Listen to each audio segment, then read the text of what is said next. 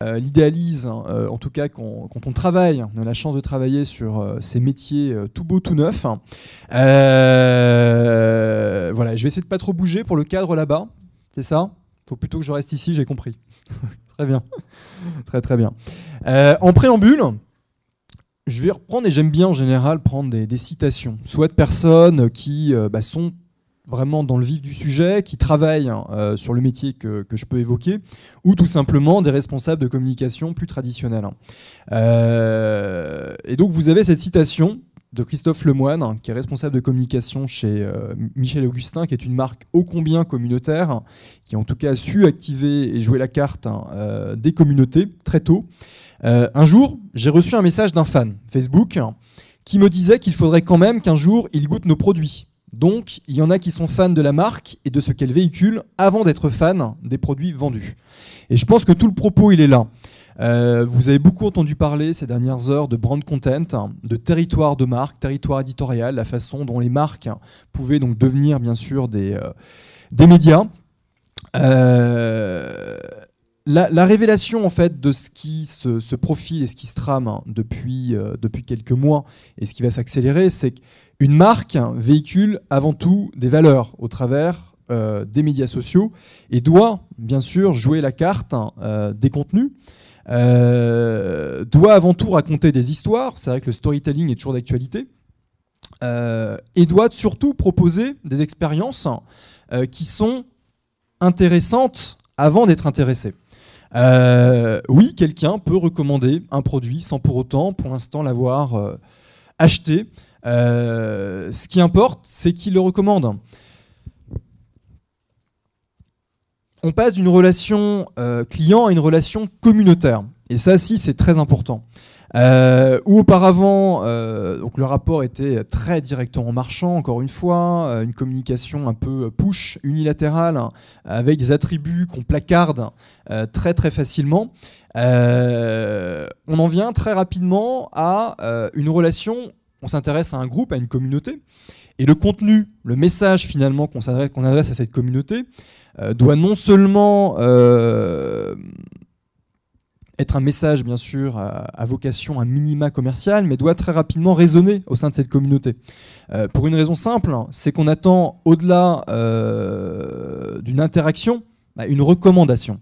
Et on parle de plus en plus de communication, finalement, qui devient un don. La publicité n'est plus une publicité en mode push, mais une publicité service. On doit de toute façon faire rire, on doit proposer quelque chose d'événementiel, faire rêver, rendre service, etc., etc. Et cette communication don, ce qu'on attend en retour, c'est un contre-don. Et ce contre-don, c'est quoi ? C'est bien sûr une intention d'achat. Une intention d'achat, un achat peut-être sur le court terme, moyen terme, mais c'est aussi une recommandation. Et cette recommandation, c'est tout le propos du métier du community management. On va le voir. Il doit trouver les bonnes cartes, fédérer, influer sur cette recommandation. D'un discours de marque au brand content, je ne vais pas revenir. Je pense que la plupart d'entre vous qui sont ici présents ont assisté à la présentation de Monsieur Nokia il y a quelques minutes. Donc, il a beaucoup parlé de brand content. Je crois que ce matin, il y avait une table ronde avec Daniel Beau, donc l'expert français du brand content, dont son livre est ô combien intéressant. Voilà, les marques médias. Le fait qu'une marque doive aller un petit peu au-delà de ses produits, envisager surtout donc l'expérience bien sûr, resituer, mettre en scène ses produits et peut-être aussi, c'est un peu mon credo en ce moment, envisager finalement que des complémentarités entre des marques sont à l'ordre du jour quand il s'agit d'animer des communautés pour avoir un territoire finalement plus large et permettre de vraiment transcrire l'expérience. L'objectif, bien sûr, principal du community management, c'est d'avoir une communauté forte. Une communauté forte, une communauté pérenne, c'est important. Je pense aussi que la différence entre le buzz et le community management, les médias sociaux, puisqu'on va le voir, je vais vous parler aussi un petit peu de stratégie plus généralement sur les médias sociaux. La pérennité, bien sûr, c'est la grosse distinction avec le buzz. Le buzz, on fait des coups. on arrive à faire effectivement parler un petit peu de soi sur 1 ou 2 mois. Le community management, les médias sociaux, c'est pérenne, c'est du référencement naturel, c'est surtout finalement devenir une communauté référente. Et on ne devient pas une communauté référente du jour au lendemain. J'adore cette phrase de Chuck Byrne, le dirigeant de DDB Worldwide, qui vraiment résume tout. Ce qui rend les marques influentes n'est pas leur taille, mais leur communauté. Il y a bien une marque qui a compris ça très très tôt, et à la limite, le responsable marketing, directeur marketing de cette marque, n'a eu qu'à appuyer sur le bouton pour que la communauté recommande amplement ces nouveaux produits. C'est Mac, très simplement. Vous avez affaire à des passionnés, à des geeks qui, à l'arrivée, bien sûr, des produits grand public, que ce soit le premier iMac, vous savez, tout en couleur, avec des couleurs vives, que ce soit bien sûr l'iPod, etc. Ce qui a fait le succès quand même de Mac depuis 6-7 ans, c'est sa communauté qui, depuis des années, échange au travers des forums, ont un rapport quasi viscéral en fait, à la marque. La définition du community management, modérer en interne les discussions, les animer, gérer les discussions qui se déroulent à l'extérieur, développer la connaissance de la marque au sein des différentes communautés cibles du web. Parler et surtout faire parler. Et le propos, il est là. Au maximum de la marque, augmenter le nombre de liens. On va le voir, il y a bien sûr un aspect technique, de la même façon que Google prend bien sûr de plus en plus, prend en compte le nombre de rétroliens dans le classement de ces résultats. En termes de community management, je dirais que la récompense aussi d'un bon community manager et d'une communauté qui propose des contenus intéressants à ses membres, c'est un nombre de rétroliens. Et ce nombre de rétroliens joue bien évidemment dans le référencement naturel. Plus vous avez de rétroliens, plus vous montez. C'est assez mécanique. Donc le nombre de liens, le roi communautaire, on va y venir, le ressource et investissement communautaire. Donc bien sûr, par rapport à ce nouveau métier du community management, on essaie un peu de le rattacher à une direction de la communication. Après, on passe, selon les sociétés, les structures, à un département web. Après, il y a aussi un petit peu de produits. Les directions générales ont aussi un petit peu envie de dire leurs mots parce que finalement, ce community manager, quand j'ai créé ma structure il y a 3 ans, je faisais du community management. On ne parlait pas de community management, mais je faisais du community management. Donc c'est vrai que c'est encore un terme assez récent. Et très récemment, je me suis intéressé au titre même. Et moi, personnellement, je préférais qu'on parle de social brand manager. Puisque finalement, le brand management existe dans bon nombre de structures depuis quelques années. Et le community manager, finalement, est le garant du respect de l'image de marque sur Internet en particulier, mais plus globalement dans la sphère sociale. Donc le social brand manager, voilà, je vous invite peut-être à réfléchir à ce terme. Là-dessus, je vais très très vite passer. Simplement, il y a différentes étapes bien sûr incontournables quand on en vient à lancer une communauté. Identifier, fédérer des communautés existantes, faire la promotion de cette communauté notamment depuis le site officiel, les valoriser en les récompensant, les associer, animer, poster des contenus et pas seulement officiels, notamment en s'appropriant des débats de société. Les sondages marchent très bien. Et la valorisation, bien sûr, des membres les plus actifs, des plus anciens, est essentielle. Cette spirale marketing, on pourrait également transposer la pyramide de Maslow, mais bon, là on a un peu plus d'informations. Tout simplement, le premier stade, c'est quoi ? C'est la notoriété, awareness. Après, on en vient à l'interaction. L'engagement au sens de la définition anglophone, parce que c'est vrai que, comme beaucoup de termes anglais, il y a un galvaudage qui s'est opéré. To engage en anglais, c'est aussi donner rendez-vous. C'est pas simplement une marque qui s'engage à respecter des objectifs ou qui s'engage à être plus éthique, plus responsable. C'est aussi donner rendez-vous. Et par rapport à cela, moi je crois beaucoup quand même aussi au passage en fait du virtuel au réel. Et aussi donner rendez-vous par rapport bien sûr à des temps, par rapport à des rendez-vous peut-être par rapport à des dates fixées. La participation, la conversation, en cela bien sûr qu'il y a des participations et une conversation répétée. Et on en vient bien évidemment à la communauté forte, la communauté pérenne, la communauté qui sert le référencement naturel de la marque, la communauté qui défend également la marque en cas de bad buzz. Voilà. Et il y a bien sûr une catégorie des membres qui est essentielle, c'est les enthousiastes, c'est les premières personnes qui recommandent la marque, qui font suivre les contenus qu'on leur adresse et qui sont également les premiers à la défendre en cas de coup dur. J'ai passé très rapidement en fait sur cette stratégie, qui est une stratégie plus globalement en fait sur les médias sociaux. Moi, j'étais, je crois, le premier peut-être parmi mes camarades qui bloguent en marketing à parler de stratégie sur les médias sociaux. Parce que c'est vrai que bien souvent, on pense contenu, on s'amuse, on crée une page Facebook. Moi, je reste convaincu qu'il y a vraiment des étapes qui sont essentielles. Donc, le community manager peut être le garant de cette stratégie. Après, certains vous diront non, là, on est plus quand même sur la stratégie. Donc, bon, social media stratégiste. Bon, arrêtons peut-être d'envisager des organigrammes à rallonge. Le community manager, à un moment donné, il doit être réactif, il doit pouvoir agir. Et il y a des étapes qui me semblent essentielles.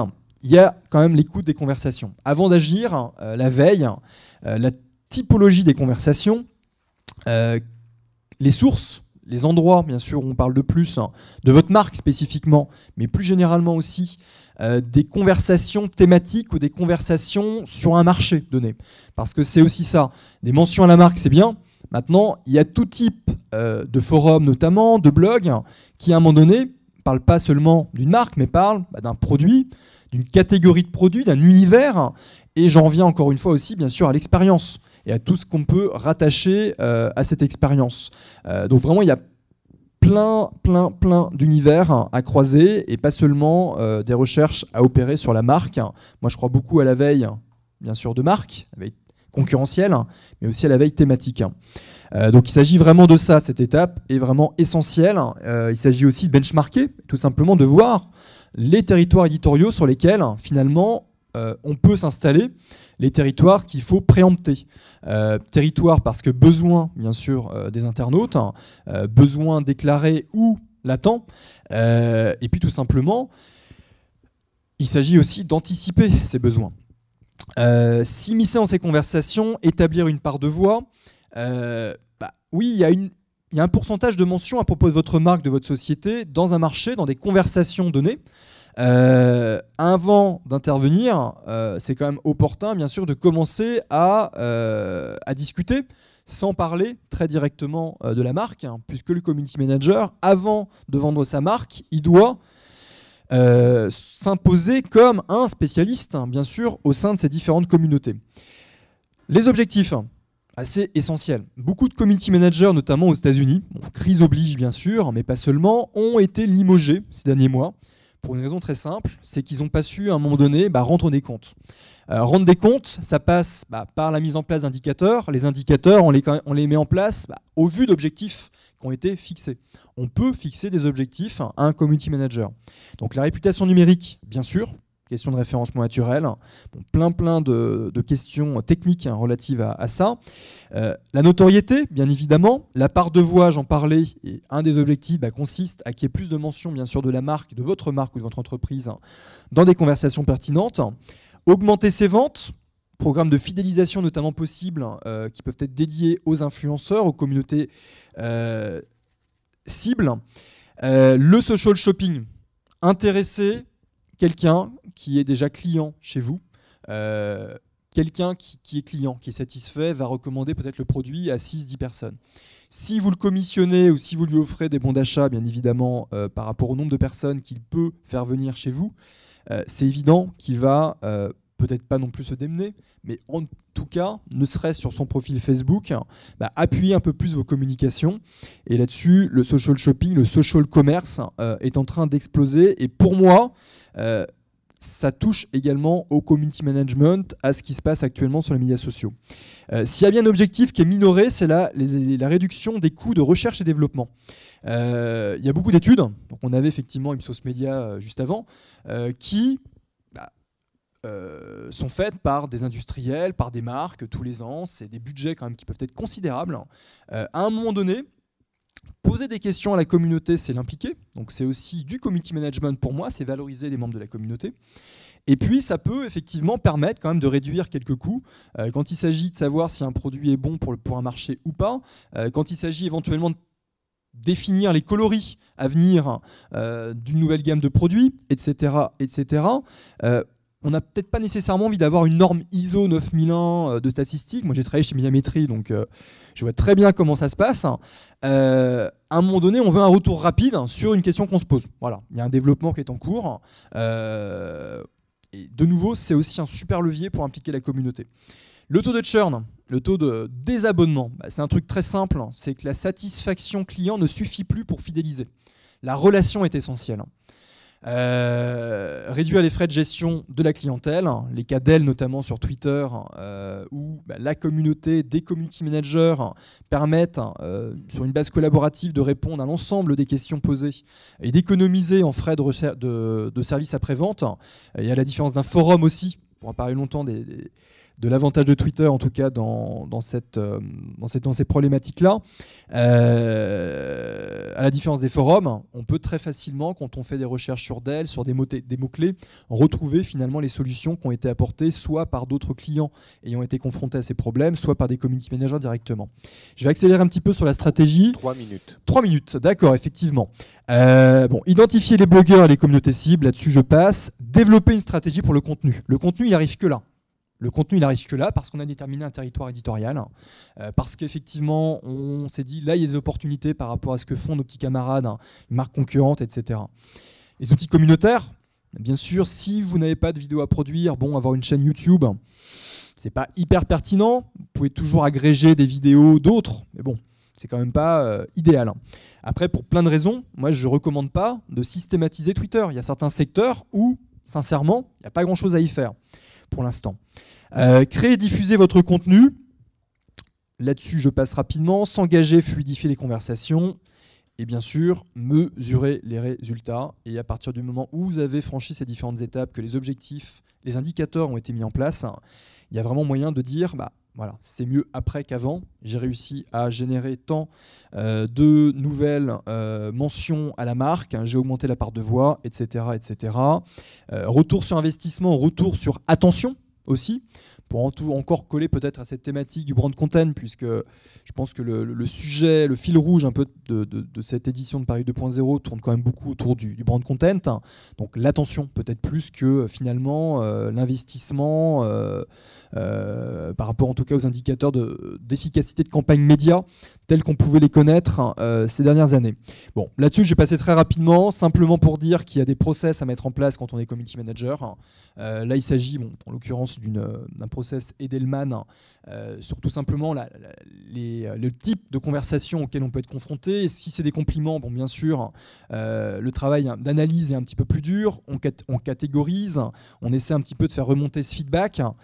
Quand il s'agit de critiques, il y a effectivement des process, des décisions à anticiper pour ne pas être confronté finalement à un manque de réactivité. Parce qu'on n'est plus à un Internet où on peut se permettre de réagir en quelques heures.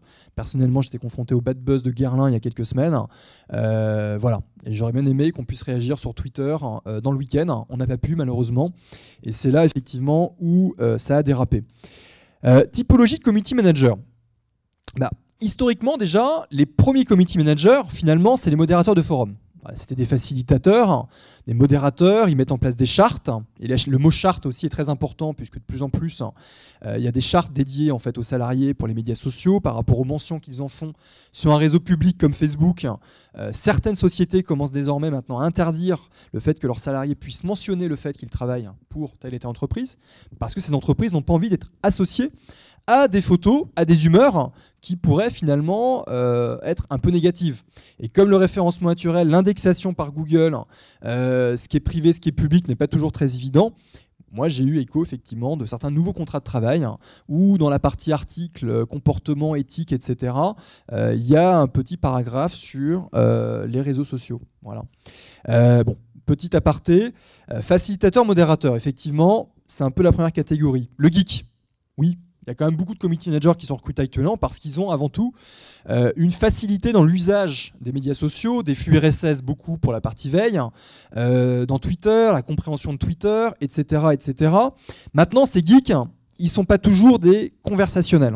Ils ne sont pas toujours des fins psychologues. Ils n'ont pas toujours une intelligence relationnelle qui permet finalement de répondre efficacement et sans prise de risque à tout type de commentaires. Malgré tout, le conversationnel, c'est quand même assez essentiel pour faire du community management. Après, il y a certains secteurs qui sont plus exposés que d'autres. Ne nous égarons pas. Le diffuseur, c'est vrai qu'à un moment donné, on parle de brand content, il faudrait peut-être parler un petit peu de diffusion de ces contenus. Donc oui, on peut acheter de la diffusion de vidéos, notamment sur les réseaux Google, Google AdSense vidéo, mais le travail quand même du community manager consiste aussi à diffuser de la vidéo, du texte, des images, et de le faire bien sûr intelligemment, par rapport bien sûr aux reports réguliers. Il y a quand même des créneaux horaires qui fonctionnent mieux que d'autres. Il y a une connaissance finalement qui se nourrit quotidiennement des réactions de l'audience, qui permet d'optimiser ce qu'on propose à la communauté. Le spécialiste, je vous le disais, un community manager, avant tout, quand il s'immisce dans les conversations, il doit finalement être le spécialiste incontestable. S'il s'agit simplement, en tant que marque, de se positionner sur une communauté d'intérêt et de ne pas être totalement légitime, très rapidement, les autres spécialistes de la communauté vont vous bousculer. Tout le problème avec ça, c'est que, de mon point de vue, un community manager, c'est un peu tout ça. Et donc, c'est vraiment des fonctions hyper polyvalentes. C'est difficile aussi, par rapport à ça, j'en viens à discuter d'internalisation ou d'externalisation. Il y a des sociétés, bien sûr, qui auront les moyens d'internaliser un community manager, parce qu'effectivement, en termes de référencement naturel, en termes de puissance et d'intérêt qu'ils ont à apporter aux médias Internet, en particulier, pas que, puisqu'on parlait tout à l'heure de Mobinote, mais je pense aussi que l'utilisation des médias sociaux sur mobile touche de toute façon aussi à ce que peut engendrer bien sûr un community manager. Moi, je crois beaucoup à une complémentarité entre agences spécialisées pour tout ce qui est un petit peu outils, stratégie parce que référentiel sur tout type d'univers. Et c'est un petit peu notre credo en ce moment. On a beaucoup de clients qu'on accompagne au départ sur du community management, qu'on peut opérer complètement à 100% pour eux. Et puis très rapidement, on en vient, c'est vrai, à se contenter finalement d'intégrer les nouveaux outils, produire de la vidéo, pas mal. Pas en tant que spécialiste de brand content, mais on produit de la vidéo. Et c'est vrai que très rapidement, on en vient à former une personne qui en interne prend le rôle en tout cas de l'animation, de l'écoute, de la conversation. Voilà, c'est pas un modèle que je pense qui sera absolu, mais c'est une complémentarité en tout cas pour les grosses structures qui va se mettre en place. Mais toutes les entreprises n'auront pas intérêt de toute façon et les moyens à avoir un community manager en interne. Merci de votre écoute. Et merci quelques questions. à toi, Edouard. Merci beaucoup. Voilà.